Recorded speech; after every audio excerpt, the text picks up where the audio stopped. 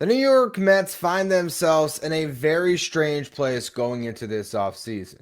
They have a team that significantly underperformed this year, but they're also kind of stuck with them.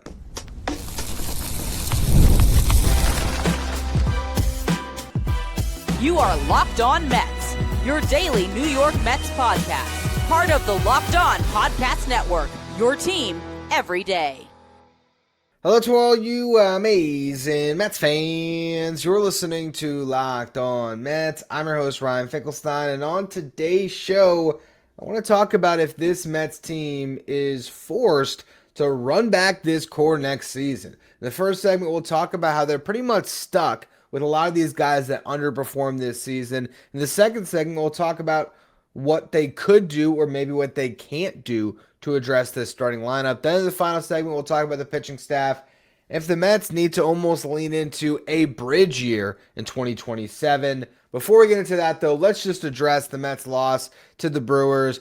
I did a full show a couple days ago about how the New York Mets are wasting an opportunity to get a look at Jonah Tong, and Robert Stock's performance on Wednesday night just affirmed everything that I discussed on that show. Now, granted, Jonah Tong wouldn't have been available to pitch on Wednesday, but the Mets have dragged their feet on making that transition, and it has led them to continue to stick with Stock. And Stock basically buried the Mets in this game, giving up, I think it was 7 of the 8 runs, and just not looking very good at all. It allowed 10 hits, and the game was over before it started. So that's where we're not going to spend much time on the Mets' loss to the Brewers, but I do know that Chris Schubert did a postcast that you can find on your podcast feed or on our YouTube channel if you want a more specific dive into what was, quite frankly, a pretty boring game because the Mets got destroyed. Let's talk, though, about this team and where they're at, because the more and more that I look at this roster, the more that I fear this team is a little bit stuck, because a lot of the problems that exist on the roster presently are problems that you can't get out of instead of buying your way out of those problems. There's nothing you can do about Jorge Polanco and Marcus Semien. You can't trade those guys. If you cut those guys, you're eating their salaries. So you are stuck going into spring training hoping that Marcus Semien can put together a better season, even though it seems like he's on a precipitous decline due to his age. And Jorge Polanco, he did get surgery. So the hope is he's going to return healthy and maybe he can get back to being the guy that he was in 2025. But this is a player that's been wildly inconsistent throughout his career and has a lot of health concerns in his past. So it's tough to count on those guys, but you can't move on from them either. You have a bunch of players that we talked about earlier this week, the baby Mets, that core of former top prospects. Brett Baty, Mark Vientos, Ronnie Mauricio, and Francisco Alvarez. You can't really move on from any of them but Alvarez if you wanted to. I'm sure you could trade Alvy, but then your catching situation is going to be in a tough spot. So I think your catching situation is good enough. You're not going to do anything to address it. At the same time, nobody really would believe that Luis Torrens is going to sustain the offense we've seen lately to be an above-average two-way catcher. Great defender, but I don't think he's ever going to hit enough that you really want it to be your full-time starter. We've seen whenever Alvarez goes down with an injury that Torrens gets exposed playing every day. And then for Alvarez, he is an enigma wrapped in a riddle. Really high ceiling, injury history, inconsistencies in the box. What are you going to get there? But you're stuck with them. And then again, with Baty, Vientos, and Mauricio, you're not going to get anything if you trade him. Now, I still think that there might be just some addition by subtraction there, particularly with Mark Vientos if the attitude is not great, and Ronnie Mauricio just because there might not be a positional fit for him on the roster presently, and you don't have any options, and he might have enough of of trade value that you might be able to get back a kind of lottery ticket prospect, or maybe you get a reliever for him.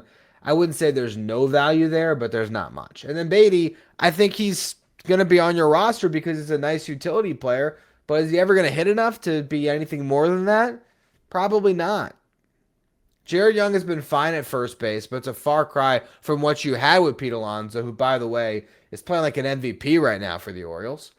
Bo Bichette is going to pick up his option. So now you have $42 million on your books next season that he's not going to be worth. And that locks you into a $250 million payroll before you make any other additions. Now, do I think that Bo Bichette is a bad player on the 2027 Mets? No, I think he's one of their best. And I think he actually is a pretty good two-way third baseman the way he's played defensively this year and what he has been throughout his career with his bat. Not worth the money, but still a nice piece to build around for next season.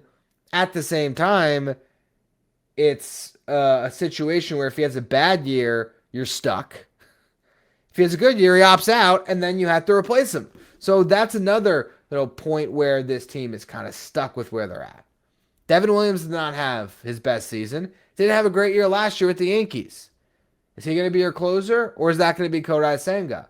If Kodai Senga is not your closer, he's going to be overpaid in whatever role he's in. I can't imagine he's back in the rotation, but is he going to accept being an eighth inning guy for a full year?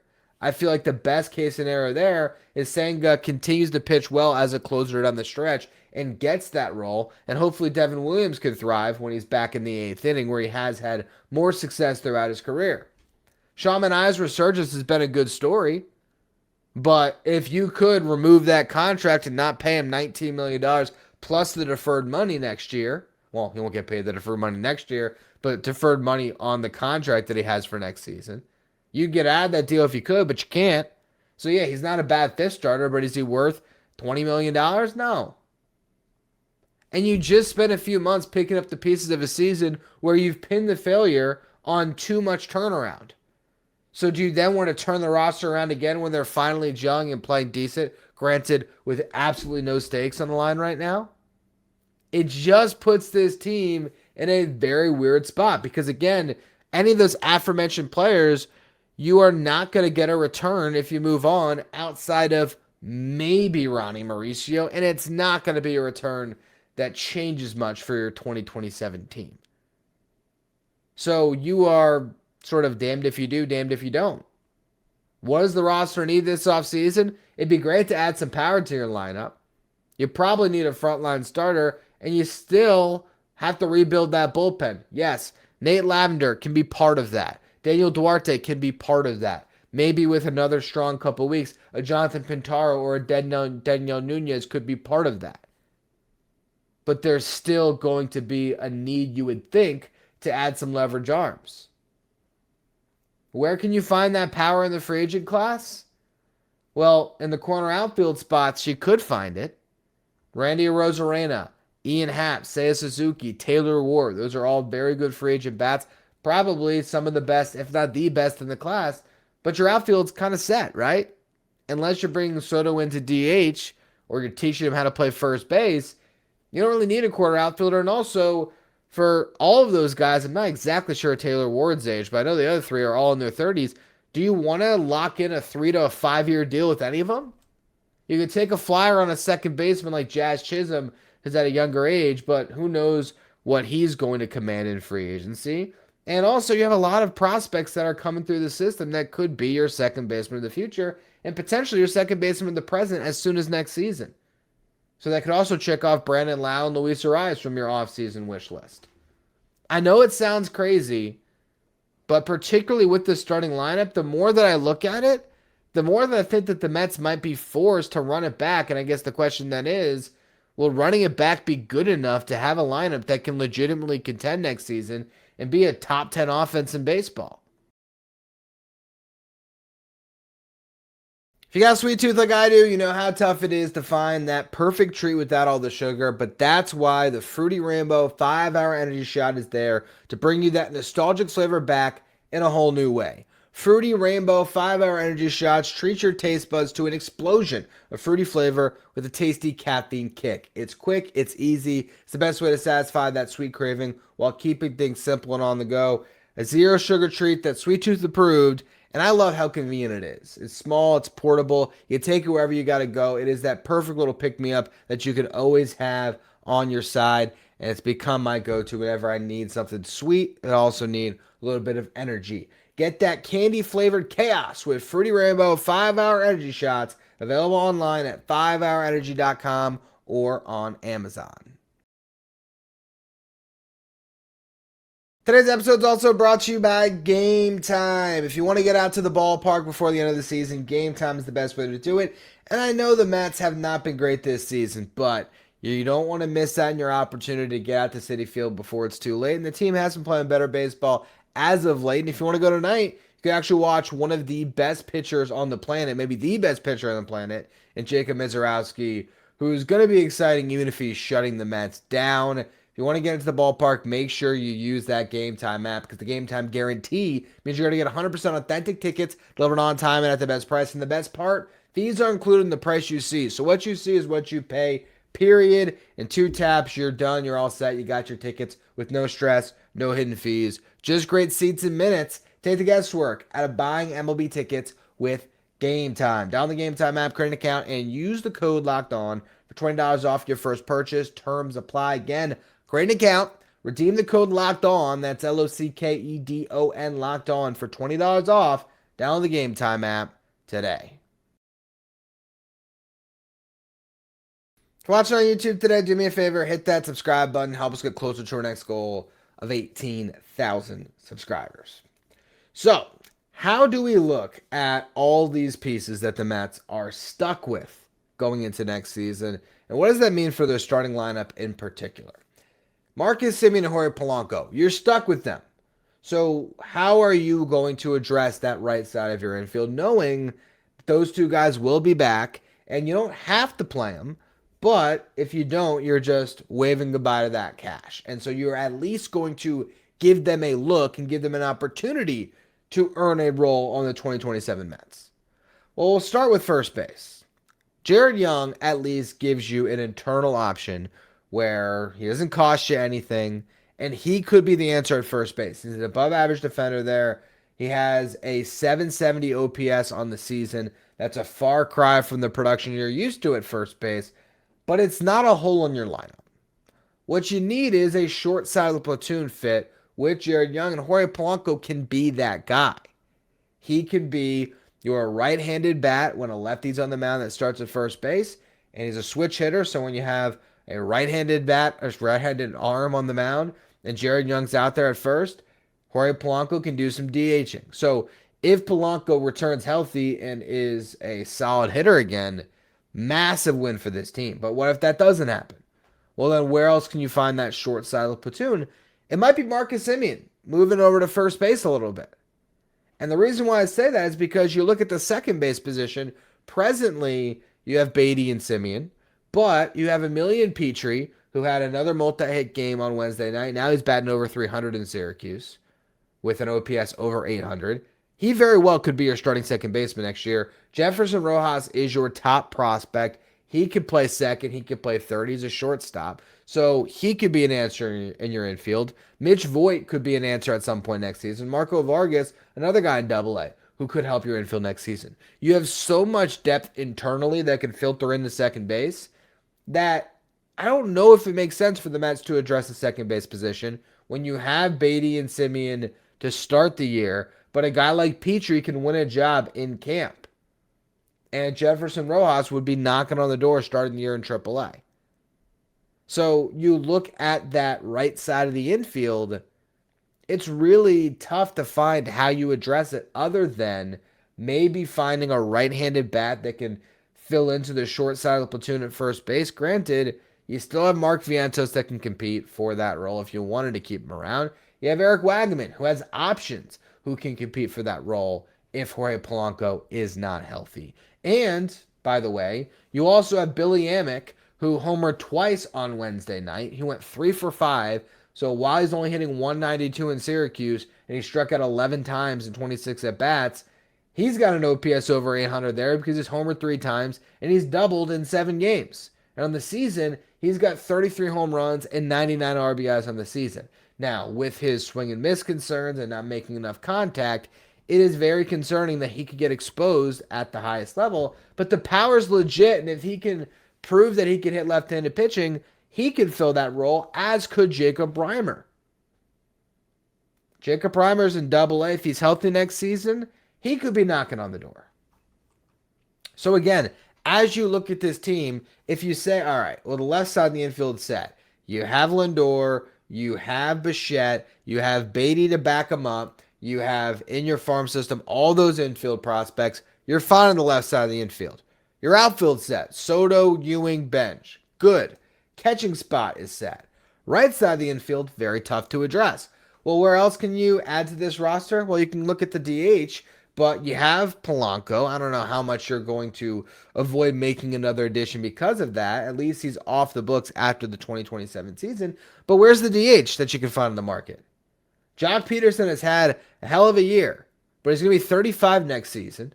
And as good as he's been this year, he was even worse last year. George Springer was amazing in 2025, has been rough in 2026, and he was on a decline before his surprise resurgence last season. And he's going to be 37.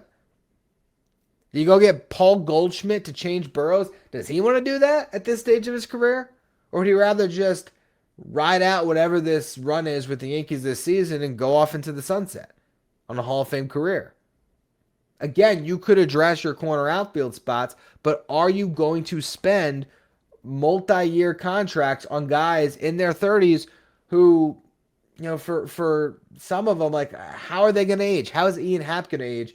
He is showing some decline this season. Is that going to continue? Seiya Suzuki has been very strong year over year offensively, as has Randy Arozarena. So I'm not opposed to the Mets going out and getting one of those guys. But again, you're talking about guys that you'd be signing to contracts that very well could look ugly if the decline hits and they can't play in New York.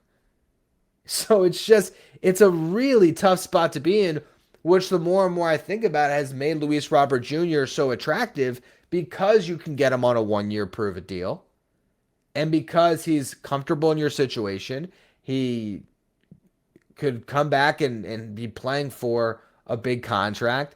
It's not to say that he'd be a starter for you, but he can absolutely mash left-handed pitching, help that part of your roster needs, be an option. And if he's really good and healthy and he's playing well, then you could have Soto DH and Luis Robert could be your left fielder.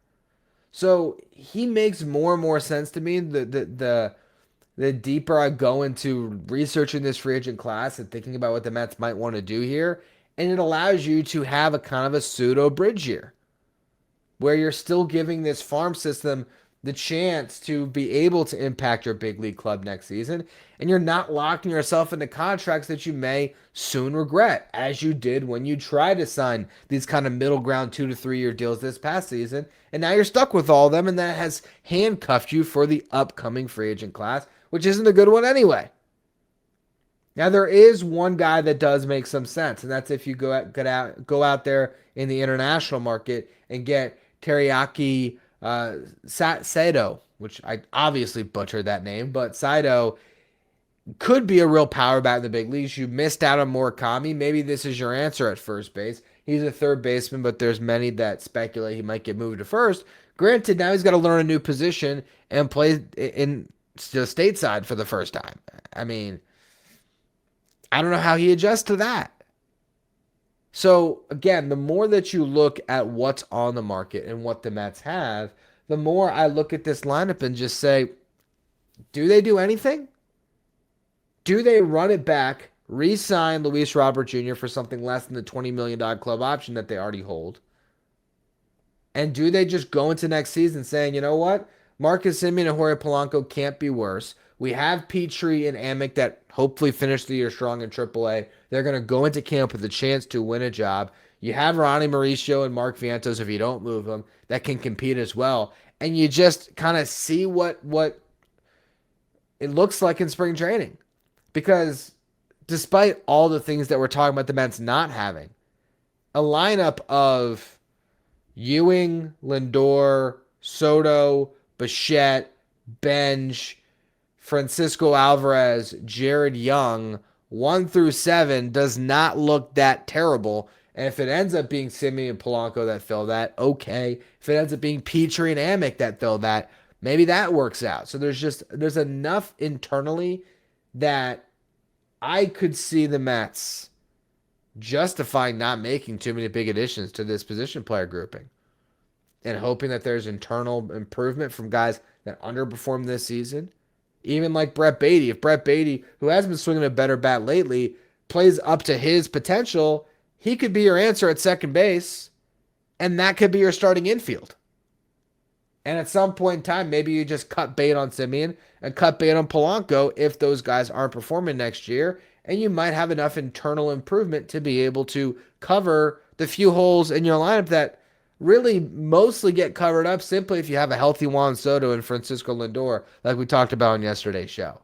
If you get the absolute best out of Lindor, Soto, Bichette, Benj, and Ewing, that can be a top five. Well, I went a little bit ahead of myself. A top 10 offense right there. Theoretically, the absolute best of those guys could be a top 5 offense. So I actually think that this offseason, you got to figure out the pitching staff. You got to try to make sure that that doesn't crater you yet again. How do you build out a solid bullpen? What do you do to your rotation? We're going to touch on those things. And also just the notion that maybe this team needs a little bit of a bridge year where they aren't the super aggressive team in the offseason and they see what they might have internally. I was juggling a couple different apps the other day, and then I realized to myself, why don't I just use our friends at Clutch Parlays, because that is their expertise. Instead of going to multiple different apps to check different injuries and betting lines, I can see it all in one with our friends at Clutch Parlays. And a little bit of bonus there is they give you data to back their bets. Maybe you want to do a double for a star player that night. They can give you the percentage of what they hit on for that exact bet. And that's why I love our friends at Clutch Parlays. But here's the offer for you. Find the best line and build smarter parlays. Track every bet and make more informed betting decisions, all with ClutchParlays.com. Right now, Clutch Parlays is offering a great deal for Locked On listeners. Your first month free on a monthly plan. They want to make sure that you get a real chance to try it out and see what it can do for you. Go to ClutchParlays.com today and use code Locked On to claim it. ClutchParlays.com. Bring together live odds, line shopping, predictions, bet tracking, analytics in one place so you can bet with more confidence. Thank you for making Locked On Mets your first listen or your first watch every day, and thank you for making Locked On the #1 sports podcast network. And when you look at this starting rotation, I do think that they need a frontline arm, and if you go back to a show I did, it must have been last week now, is it Skubal or bust? There obviously is that intrigue towards aggressively pursuing the best free agent by a mile in Tarik Skubal, and getting a guy that could absolutely change the outlook of your season. If Skubal is at his best, it's a Cy Young candidate that you're pairing with Nolan McLean, and all of a sudden it's Skubal, McLean, Christian Scott, Zach Dorton, Sean Manaea, 1 through 5 in your rotation with all the depth that you have as well. It's not a bad place to be if you make that addition, but Skubal's going to cost a lot of money. He's going to come with a lot of risk. Meanwhile, Clay Holmes, 4 starts with the Cubs, got a 1.96 ERA. Gave up 4 runs in his first start, and his 3 starts since then, he's allowed just 1 run. And this week, he had a 7-inning, 2-hit gem against the Arizona Diamondbacks. Now, the problem with bringing back Clay Holmes is he might just want to return to Chicago, because that defense that he has behind him, he might start to really fall in love with pitching in front of them. And they're going to make the postseason, and they can go on a run, and all of a sudden Clay Holmes, who loved the Mets so much when he was on the roster, who talked about an extension when he was on the roster, he might just want to stay where he's at now. So I do think the Mets will certainly have some dialogue with Clay Holmes in free agency, and I honestly think he is the absolute best fit. I'm not worried about him coming here and pitching in New York. I think that's not going to be an issue whatsoever. Obviously, it's not. He just proved it over the last couple of seasons, and he's proved it for a long time if you go back to his tenure with the Yankees. And while I think that, especially with the way he's pitching down the stretch here, he's going to earn himself a pretty good deal, I just think it's going to be a much more palatable deal than whatever Skubal's going to get, obviously. Now, the other side of that is Clay Holmes could be Sean Manaea 2.0 in the sense that you could pay him off of a great walk year and then watch the guy in his 30s fall off a cliff. But Clay Holmes is not your typical 33-year-old starting pitcher because he doesn't have the same mileage on his arm. I think he's going to be good. I think if the Mets sign any of Skubal, Holmes, or Michael King, their rotation is going to be in a really good spot. Now, they could also go out and trade for an arm, or they could go and try to find the bargain bin arm in free agency who they can maybe get more out of. And I would hope that they don't go there. When I look at what they have internally on the position player side, and also even on the depth side of their rotation, the more I think just shooting high and getting the best starting pitcher you can in the free agent market, whether that is the absolute apex of Skubal or whether that's finding some common ground with Holmes or Michael King, if you make that addition, whatever that addition is, to bolster your rotation, and then you add a couple arms to this bullpen, I feel like you can have a pseudo bridge year while still having the ingredients to contend. If it is Holmes, and you got a rotation of McLean, Holmes, Scott, Thornton, Manaea, with Jonah Tong, Jack Wenninger, and Jonathan Santucci, who all just spent time in AAA. For Tong and Wenninger, a full season. For Santucci, he had a good start this week, and obviously he's going to have a couple months by the end of the year in AAA. Gary Gill-Hill will be added to the 40-man roster this offseason because it's got to be protected from the Rule 5 draft, if there is one. But even if there's not one, we're not going to know that until after the lockout. And the Mets are not going to roll the dice that they could lose a strike thrower like Gary Gill-Hill. So he's going to be an option. You probably still have Tobias Myers on the roster. Will he be stretched out in spring training? Who knows? But also, don't forget, you got Tyler McGill coming off Tommy John surgery. He could be an option for your starting rotation. And if not, he could slot into your bullpen. Your bullpen, you got Sanga, you got Williams, you got Lavender, you got Duarte, you got Reed Garrett coming off TJ. You have Daniel Nunez, who's off TJ right now and starting to show something. You got Jeffrey Yan as a possibility. You got Jonathan Pintaro as an option.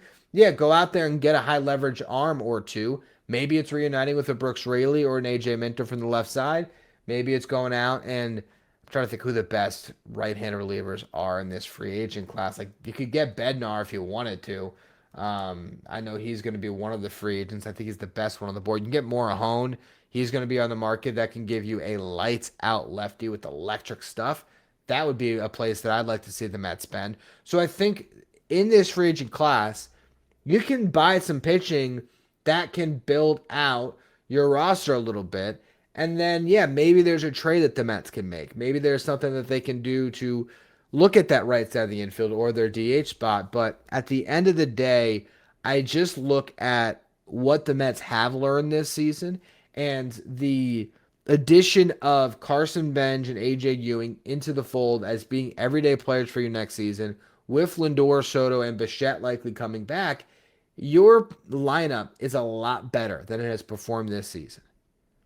And I do think that there is a chance that Jorge Polanco can be something for you next year, that Marcus Semien can maybe be a little something for you next year, that Baty can be better, that Jared Young can sustain what he's done this season, that one of these prospects or multiple of these prospects can come up and make a difference.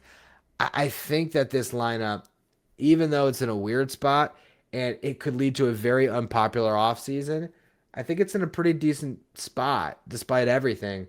The problem is going to be David Stearns feeling the pressure of having to win next season.